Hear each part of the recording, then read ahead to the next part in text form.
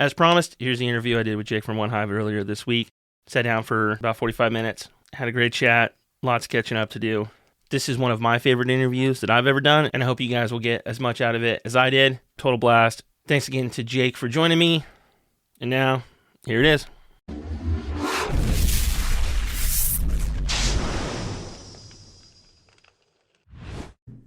How's it going, man? Long time no see.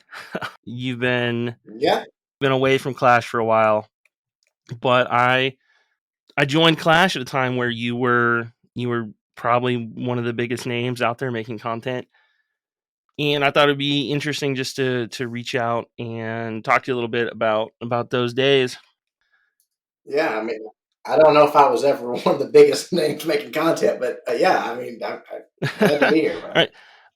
So a lot of the stuff I'm kind of interested in asking you. You know, I'm not gonna lie, it's been asked before, but one of the things I've just kind of personally been interested in lately, and it's a large part about why I reached out to you to have this chat, is how kind of like our memories of stuff change over time. You know, the emotions kind of dull, and we can look back with a little bit different perspective over time. So I'm hoping we can get a little something for everyone out of this. You know, the people who maybe aren't so familiar with you since you've been gone so long, and you know, people like me who, you know, remember the days of Jake from OneHive being, you know, a huge part of us learning to play the game and really starting to enjoy that. So I guess with that in mind, how out of date are you? Have you just not thought about Clash in so long, or what? Well, not that I haven't thought about it. I haven't played it in a very long time. So certainly very out of date of any of the current state of the game, or especially any high level state of the game, like it was back in the day. So yeah, I'm pretty out of touch, I would say. Like how often do you actually think about it then? Well, I mean, so how often do I think about Clash of Clans specifically? Probably not terribly often. Although, how often do I think about mobile gaming and sort of the road that I went down with that?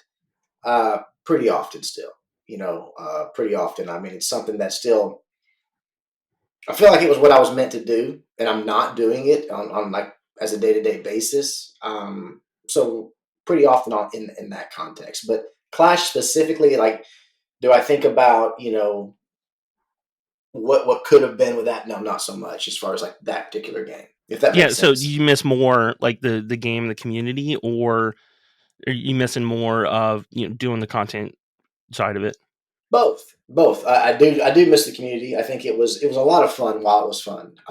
It was, and I'm sure a lot of people are still having fun with it. But it was a lot of fun when it was fun to me, and it certainly was a lot of fun to have the channel and grow that, and just an experience that I think not a lot of people get to have. I did. So yeah, that's the part that I miss. Like when I was thinking about asking that question, I've always kind of like the way I would expect it to be is kind of thinking about an ex-girlfriend. You know, like it's not on your mind a lot, but you know, like you know, the stuff is going to bring it up. Yeah, no, that's probably a fair analogy. There was a lot. It was just so it was a cool time. It was. I think about that. I can't, and I'd be lying if I tried to tell you what year it was. But there was a year when, man, it was just at a fever, right? It was just I don't know. For me, it was, the channel was growing. Clash was probably at, if not near, its peak. It was just awesome. It was a lot of fun. I don't know. It's never felt the same as that era. I think even though like Yeah, you know, like we can see stats and see yeah, there's more players than ever. I don't think the game's making as much money as it did back then, but you know, it's monetized differently, and there's a whole lot that's really changed. But it does, you know, there in a lot of ways, it does kind of feel like that was peak Clash in that Town Hall 10 max base kind of era. yeah. No, I would agree. I think that peak that you're referring to, at least for me, there's never been anything really like it. I got pretty big into PUBG Mobile for a little while, but even that, there was just nothing like that time when it was like nine. Town Hall 9 was perfection in my opinion. Town Hall 10 was there, but that was the stage of the game, and man, it was awesome. Yeah, I still tell people like that era of Town Hall 9 was probably the most balanced and fun the game has ever been. And there's a lot of ups and downs with balance too Yeah. through the years too that you're probably not familiar with. Like right now, balance is probably one of the biggest points of contention. The pro esports scene hit rates are nearly 100% all the time, so it's going to like time tiebreakers, and it's really Oh not. wow. It's kind of new, but we're also coming out of last year's esport big world championship tournament too. It was probably one of the lowest hit rates for pros, and like definitely a real painful year for casual players. I don't know if it was quite as hard as Town Hall 10 was back in the day, where if people were regularly getting 3 stars, you're like, oh, you're cheating, obviously. Right. Fill me in. Like, what town hall is max now? We just got Town Hall 16 in in Holy December, yeah. cow! Along with that, they did announce they Awesome. are moving to like a yearly Town Hall release cycle. So by the end of the year, we should have Town Hall 17 out. Have they done anything to mitigate the time sink for that, or is it just embrace the suck and if you're just starting today, good luck? Every update that comes out, there is a big shift to lower the time and cost of the lower Town Hall levels too. I know. So back in the time frame, you're probably more familiar with, getting to Town Hall 10 took years, right?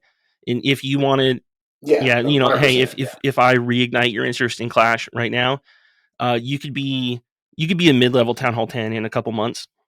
Oh, okay. Yeah. Yeah. Well, good. That's obviously a smart move Yeah, on yeah. that. Supercell has said they want to keep the travel time from a brand new account to roughly the max at around 3 years, and they've done a decent job of that. I would shorten it even more if it was me, but yes, that's certainly an improvement because yes, when I was still playing, especially like that max town hall 10. I mean, you're talking. I don't even remember what it was, but it was insane, even for a daily grinder. They've added a lot of things to really speed that along and make it feel meaningful, and monetize it too. It's not just straight buying gems and completing upgrades. Yeah, There's they call them magic items. You can buy them and instantly finishes stuff. And there's you can buy things to immediately fill your storage, and they are somewhat generous. There's a battle pass now, essentially $7 a month, and you get a lot of it. Progression isn't really the problem. It was, if you're thinking about esports though, mm, like it is still, it's kind of weird because they have done a lot to try and grow the esports side of it, but it's not a game you can jump in and get into the esports scene in any reasonable amount of time, because you are still looking at yeah. that's the thing, right? For a game that I feel like had so much esport potential, man, compare contrast to a Call of Duty, where buried entry is nothing other than skill, right? It's just not that, and I don't know what the answer is. It's tough because I think esports is a gateway to the casual player. Like I think the visibility of it, the fact that someone could get into it casually and aspire to that in a relatively short period of time is a big piece that they're missing. Yeah, there's a lot still that feels like it's holding back Clash, and to take the steps they need to really make it a better esport, I think they'd have to sacrifice kind of too much on the casual side, and sources of revenue for it. So I Sure. know it's different problems than what you probably remember. Like they have cleaned up a lot of it. I know modding was a big problem back then, and that was Yeah. I know, was modding still a problem when you quit?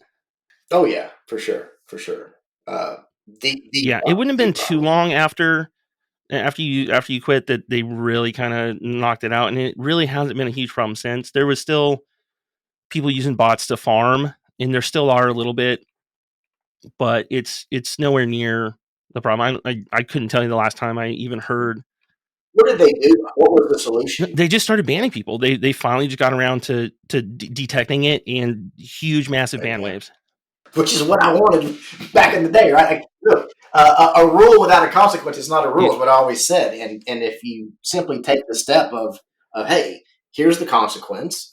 If you want to do it, go ahead. It fixes itself. yeah.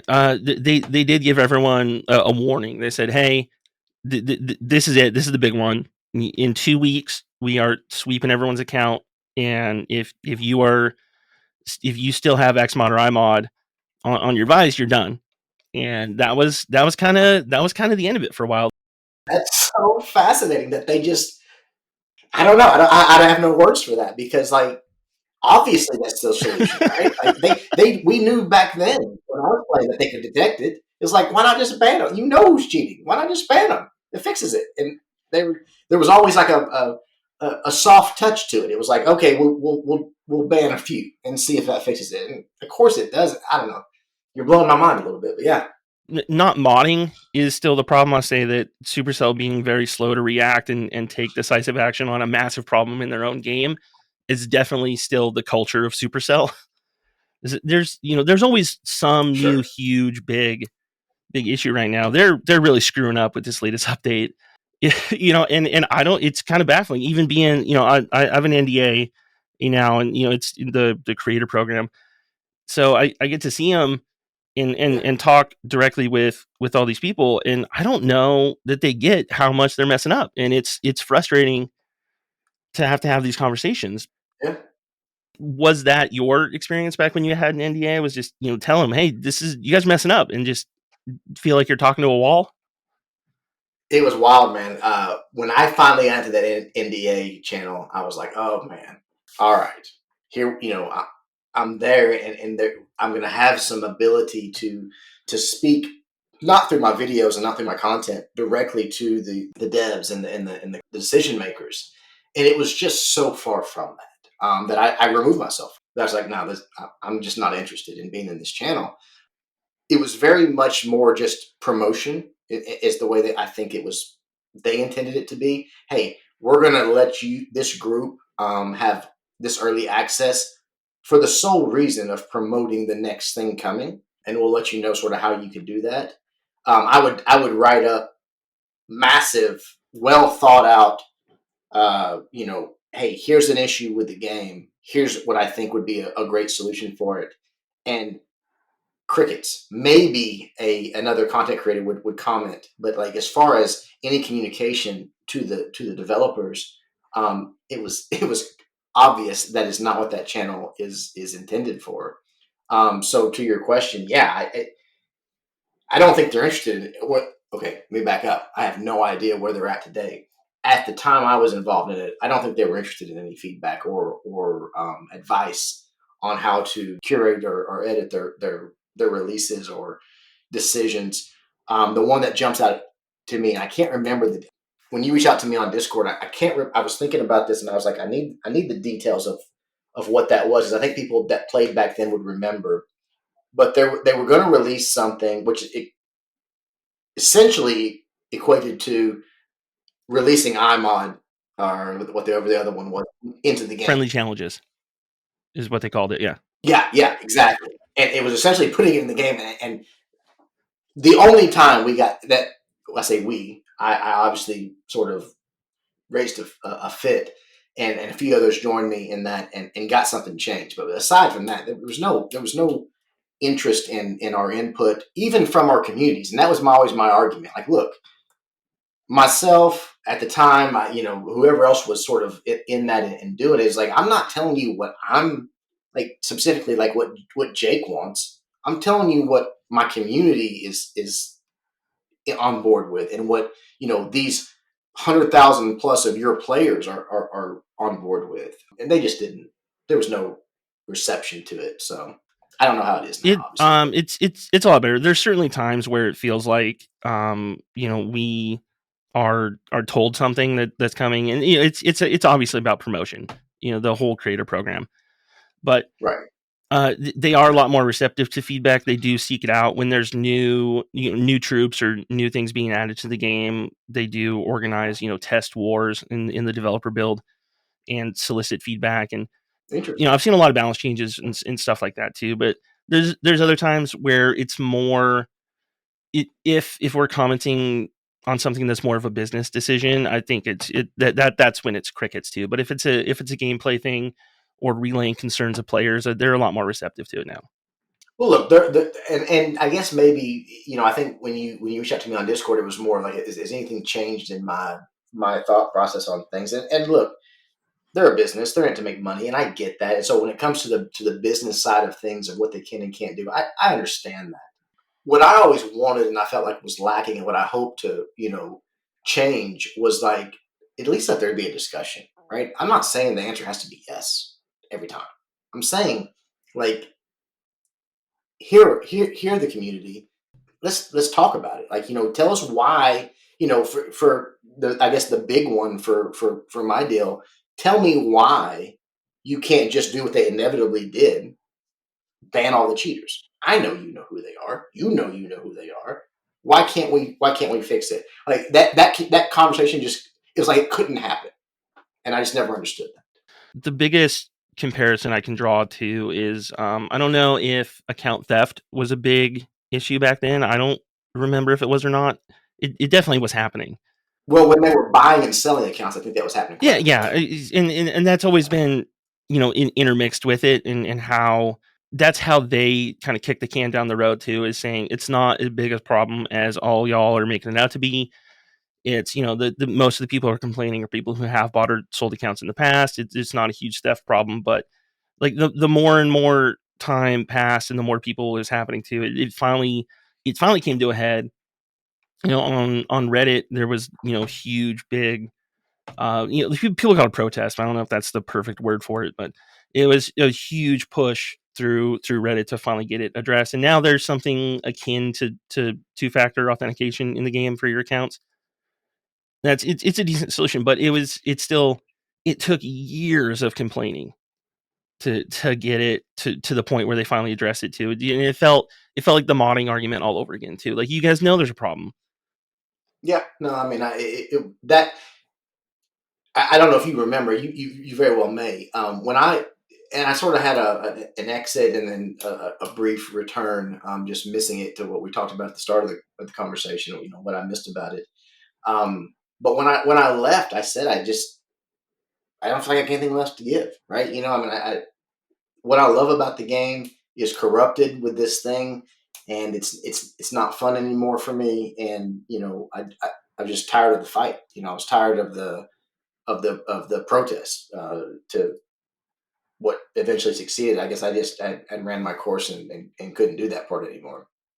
I was rewatching some of the Coffee and Clash videos you did too, and there was a lot there's a whole lot that you had that you got right and predicted well. Like, Supercell needs to take over running leagues too. It's so now there's an in Oh yeah, game.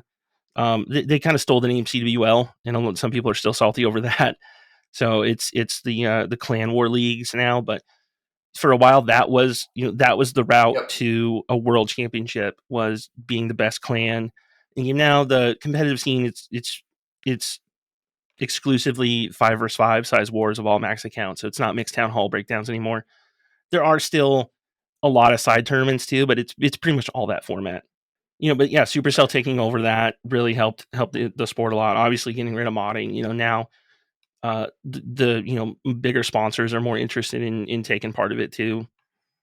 So yeah, you just For you, sure. you called it a little too early, but not that I blame you after being frustrated with it for so long. Yeah, well, and honestly, I saw such an opportunity, and that's where the DunRite sort of thing came from. Is I saw such an opportunity because I not to toot my own horn or anything like that, but it was so self evident of what needed to happen. And so at some point in the process, it's like, well, okay, if you're not going to, I'll try it. I'll do it. Not there yet. Hopefully someday still get there. And I'm glad to hear that they've done some of those things, because it was obvious that what they needed to do to sort of, if and I caveat that, if they wanted to promote any semblance of esports, and I think they could have / should have, and maybe are now. Your middle aged guy, let's just say that, and I say guy not to exclude women, but statistically speaking, your middle aged guy that plays the game, even at a high level, that spends money, the kind of money they're wanting to make, right? This is a great fit for them. Just the other day, my buddy, I'm in my 40s, he's in his late 30s. He wanted to jump on, he lives in another city and we don't get to hang out as much. So he wanted to jump on and play some Call of Duty. And we can't even, like, we get killed so fast that we can't even play the game, honestly. Like, it's not even something that we can enjoy.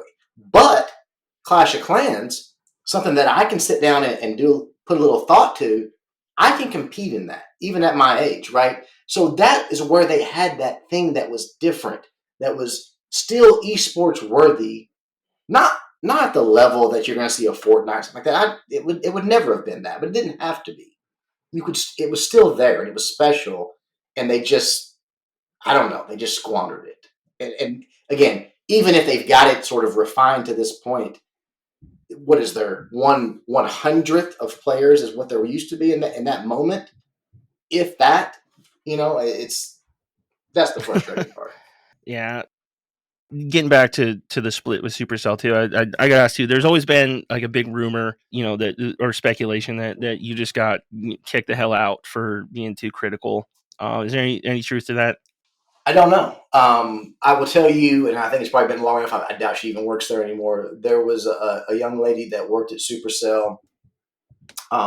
Rewind back to when they uninvited me, I guess is the best word, to that trip to Finland. That what was it? Con? ClashCon, Yeah. yeah, whatever it was, the thing. I think there was just, in my opinion, and what she said was there was too much, I guess, honesty or brutal honesty, maybe, about the faults. And what, again, going back to the NDA, it's not what they wanted. What they wanted was content creators that would do nothing besides promote their product, right?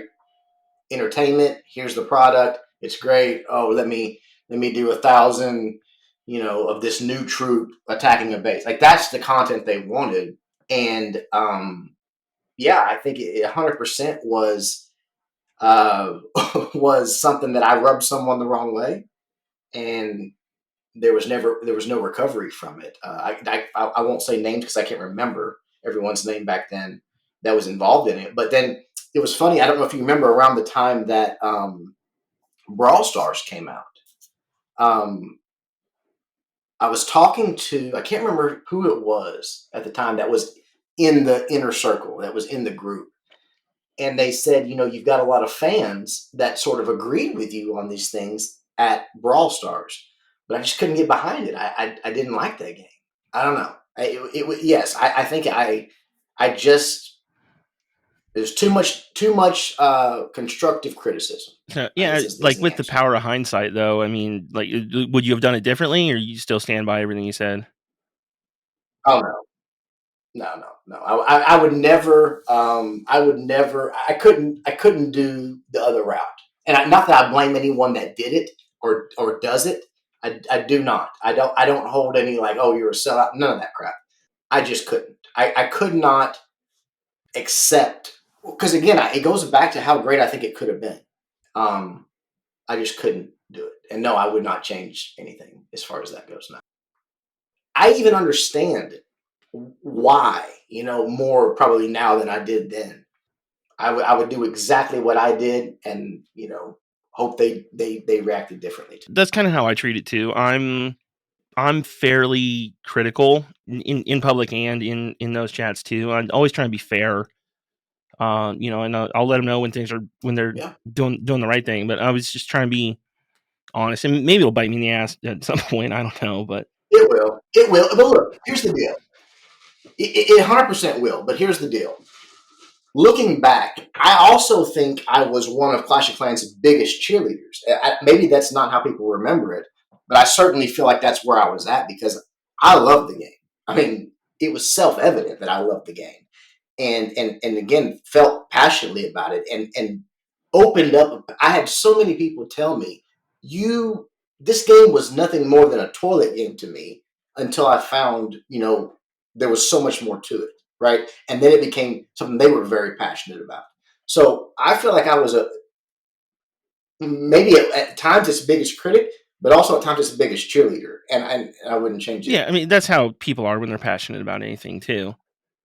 But, is there anyone that you met from back in the day that you're still in touch with? Um, Other than Bato, in DunRite, not regular. No, not regular. Obviously, there's still people that I would have a drink with and love to catch up with, but it's not something that I've you know, I don't know. Not something that's like a regular, like we talk daily or weekly or anything like that. Like looking back at a lot of your content too, I know like what you just said about people kind of having their eyes open to what the game could be. That's exactly what I was doing too. Is picked up the game with some friends doing a fantasy football draft, and dorked around, and then eventually figured out like, oh hey, like there's a skill threshold that I can start doing a lot better at, Yeah. and it opened up a whole lot of possibilities for the game, and I've been just an addict since. I'll still send people links to how to do goho at th9 videos on your channel.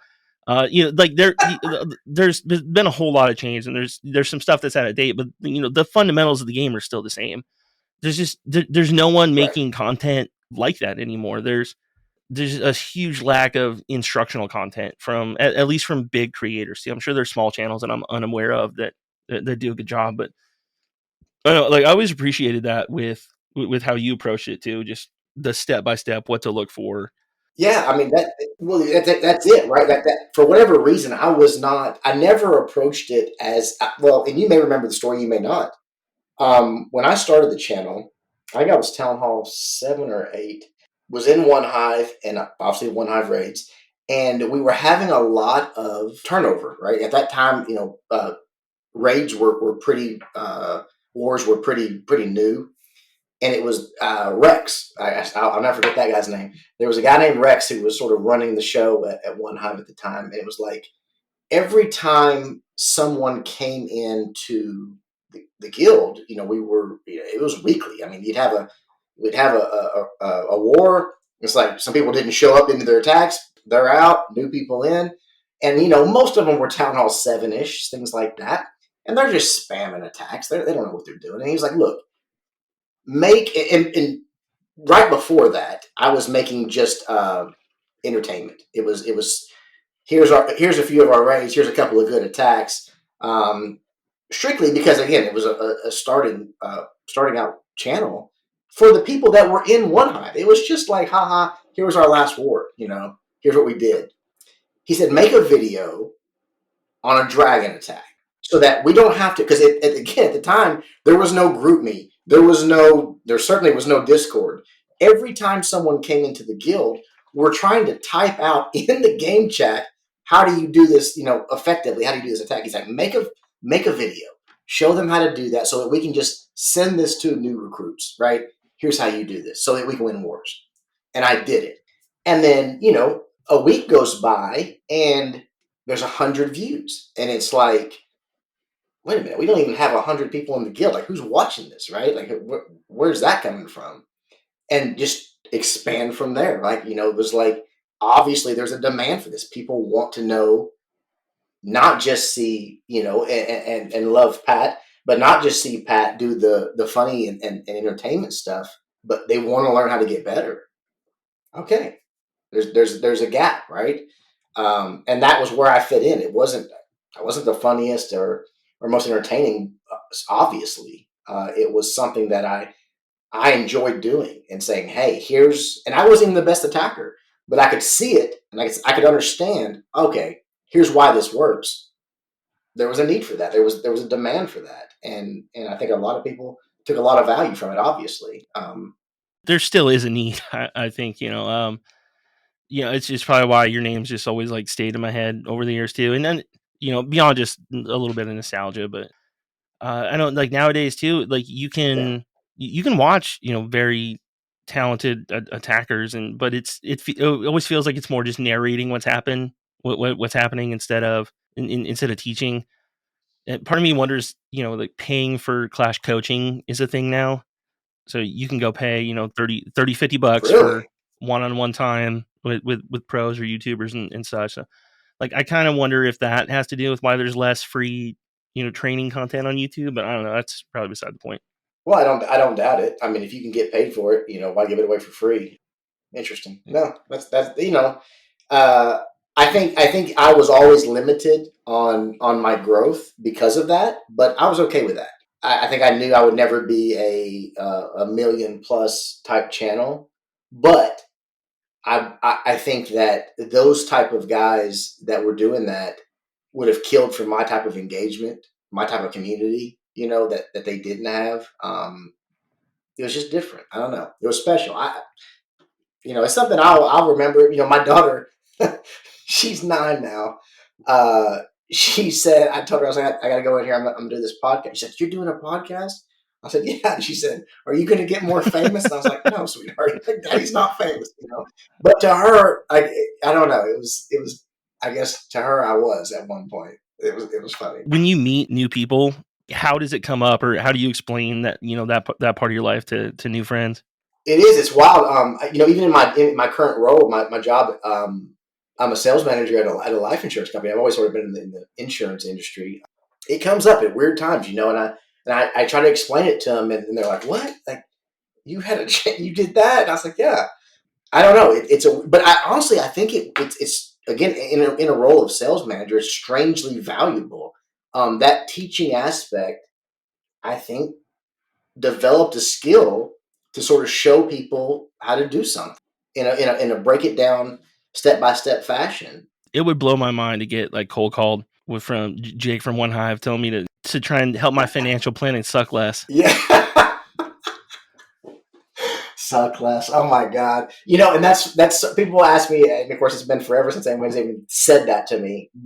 I don't know if you remember where that came from. There was an outdoors sort of I don't know what you'd call it, like knives, guns, camping type thing called Nut and Fancy on YouTube. And one of the things, it wasn't like his tagline or anything, but it was something attached to that he would say "suck less." And I had no game plan of doing that. It just sort of at the end of the call, I knew I had to, or the end of the first video, I had to wrap it up somehow. And I said that, and then of course, obviously, it stuck. And I mean, my wife still has the shirt, "suck less." It's funny. Yeah. I think one of my last questions I got for you.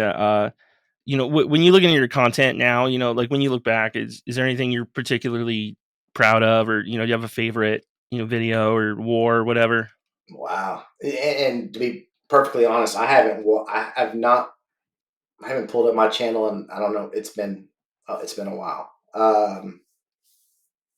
I would say some of my early stuff like that how to dragon attack video.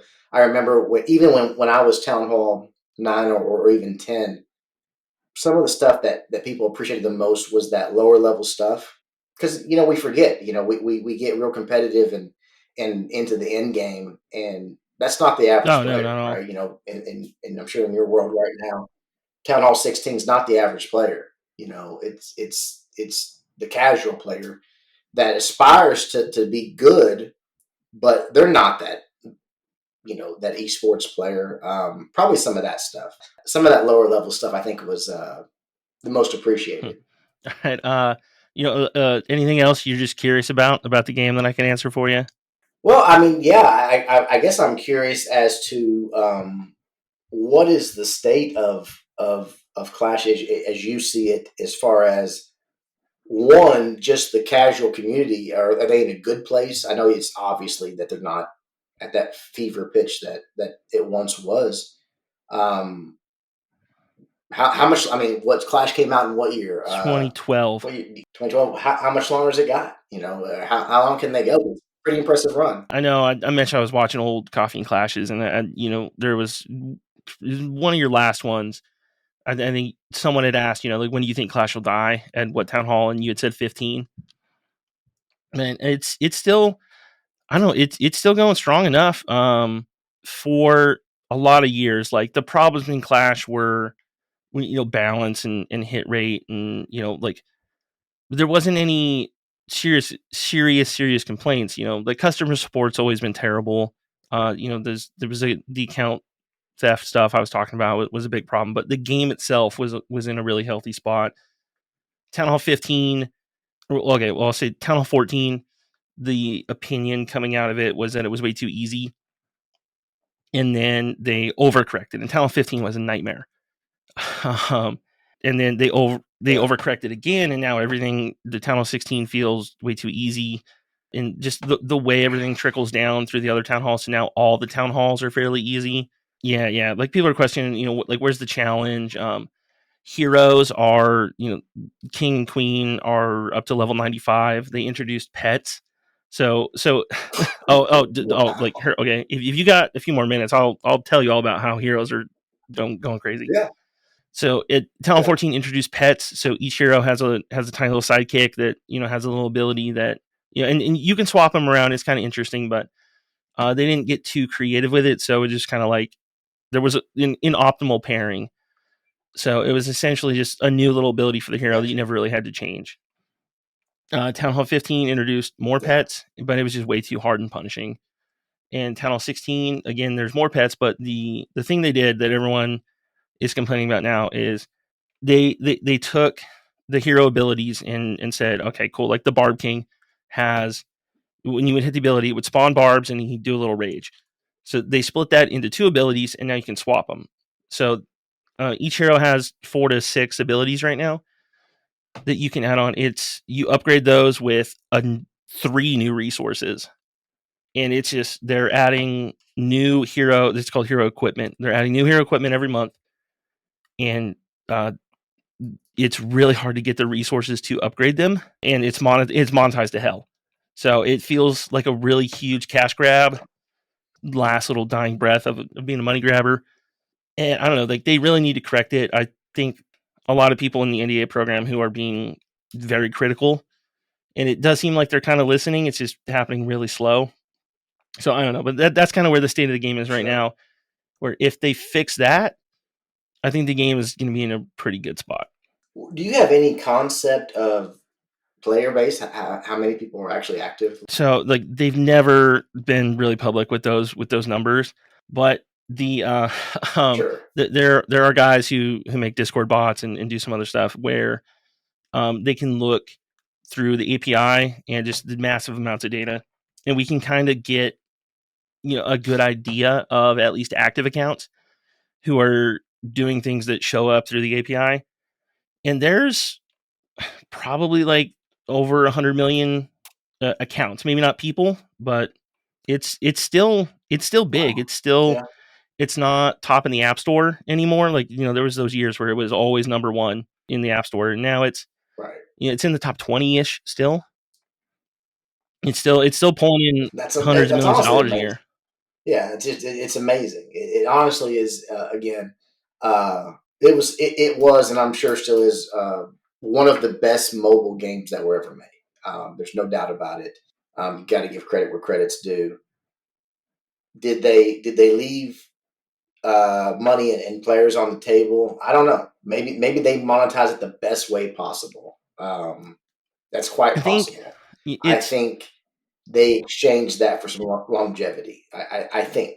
I think they view it as them like catching up to the industry with a lot of the changes they're making. But also, there's a lot of players like me who kind of were still into Clash because it's not the typical other new mobile game that you're going to pick up and have 50 heroes that Yeah. you're never going to have all of them, and it's at least there's no gotcha stuff coming. I hope. No, look. That's the thing that always got me is even to this day, the mobile gaming industry is just there's so much opportunity there. There's so much still there that the game developers don't get. It is one big money grab for the most part, with a few gems sprinkled in. But you look at a game like Diablo that came out on mobile, and it's nothing but monetization, right? It's beautiful, and there's some good things there, but it's just so greedy. And I think there's still a world where a company comes in and says we're going to do it different, and we're gonna take over, because we can do any game you want to do. You want to do a base building game? We can do a base building game. You want to do a PUBG? What do you call it? Closes in on you, forces the action. Anyways, you want to do that? We can do it better. You can go all the way. You want to do a Candy Crush? We can do it to where we give the player a better experience. We give them more value, and we still make a boat of Yeah, it. Like it's still there. No one's come in and done it. I've complained about Supercell a lot in the last 45 minutes, but they are still doing stuff that I think has integrity and I respect them for. they're killing games left and right. They're putting more games Yeah, in beta, and if they're not up to the Supercell standard, they're still killing them. They killed a big Clash spinoff just last week that was in beta for like 2 years. really. Brawl Stars was their last release of a game. Like they could have, they could have crapped out Clash Clans 2 and 3 by now. So I got to respect them for Yeah. not cashing in that way. As I said, and I'm probably in the same boat as you. As much as I would say negatively about Supercell, they did a lot of things right. You got to give them credit. They made some good games. Clash being to me the crowning achievement. As far as what it was, nothing else Yeah, even comes yeah. Clash close so Clans is far. definitely still their flagship and their biggest earner. Yeah.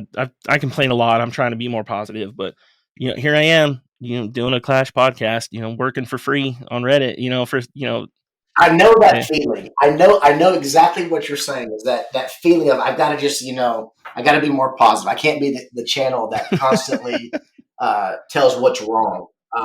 But it's like it doesn't come from a place of I just want to bash it. right. It's because you love it so much, right? It's because you want it to be everything it can be, and it's tough. And I get it. And sometimes your viewers probably you may have heard this are kind of like well, if you don't like it, quit it. But you love it, and I know exactly that. I know that feeling. Yeah, it does feel like they're receptive to feedback, and they are. They will slowly learn the wrong lessons along the way, but they eventually get it right. Kind of like, man, you were around for the Town Hall 11 introduction, right? Where they ended Town Hall sniping, and I think that was right yeah, towards the end. Yeah, yeah. that was a moment where people thought it was going to kill Clash of Clans too. But in the long run, loot is so much better. The game's so much better. It's expanded a lot since then. Like we're in one of those moments now, and it's hard to know which way it's going to go. But I'm still optimistic overall. Still enjoying the game. When it ever gets to the point where I'm angry at it or it's affected me, in other weird ways, and that's when I'll hang it up. Well, you'll know when it's no longer fun. That the content creation for me, whether it be the podcast or YouTube or Twitch or whatever it may be, never intended it to be my main gig. I never intended it to to go that route. It was because I loved it and because I enjoyed it. And when it got to where it wasn't fun anymore, and it was like I'm only doing this, for the side money or just to keep it going or for growth or whatever it may be, it's not fun anymore, and it's just time to end it. So, or switch. And that's unfortunately that's what I didn't have. There was nothing there for me to switch to, and that's again why I thought I could create something because there was just nothing there. And I was like, okay, well, let's try it. But yeah, you'll know when it's time to be done with Clash, and as long as you're having fun, keep playing it because it is a great game. All right, man. That does it for everything I had too, man. Thank you so much for giving me your time. Reaching out into the past, it would have been easy to ignore. I wouldn't have blamed you either, but really do appreciate sitting down and having this fun conversation with me. Yeah, you bet. My pleasure.